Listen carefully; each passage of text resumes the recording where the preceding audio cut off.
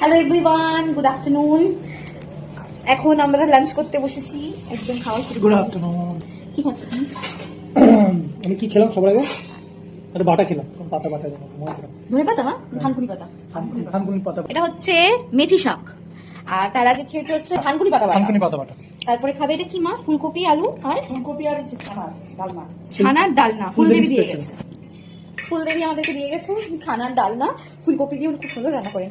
আর রয়েছে এখানে হচ্ছে এটা অফ সিজনের ইলিশ মাছ, যেটা সর্ষে ইয়ে করে ভাতে না, ইলিশ মাছ ভাপা।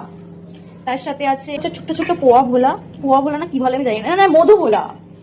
এটা খুব সুন্দর টেস্ট হয়, খুব ছোট, কাটা বেশি থাকে, কিন্তু এটার স্বাদটা দুর্দান্ত লাগে। আমি বড় ভোলা খাই না।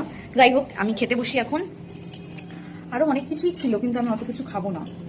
সবার আগে আমি একটু ইলিশ মাছটা দিয়ে খাবো। এইখানে দেখো গাটি চিংড়ি করা হয়েছে, আমি যেটা খাবো না, ভালো লাগছে না। এত কিছু একসাথে খাওয়া যায় না গো। সত্যি আমি অত পদ দিয়ে খাই না, আমি একটা দুটো পদ দিয়ে খাবো। একটু সর্ষে নিলাম, ভালো করেছো। আমি রেখেছি তোমার জন্য। না ওরা আমি নিয়েছি, ও খাবে না। একটু ইলিশ মাছ দিয়ে খাবো আমি।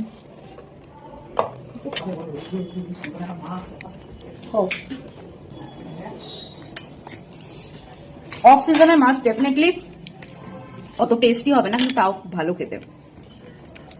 ও এখনো ফুলকপিতেই আছে।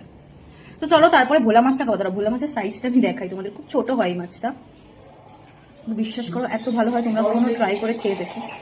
এই দেখো ঠিক এইরকমই সাইজ হবে, এর থেকে বড় হয় না, কিন্তু খুব ভালো হয়। যাই হোক, আমরা খাওয়া দাওয়া করি, তোমরাও খাও। Bye bye.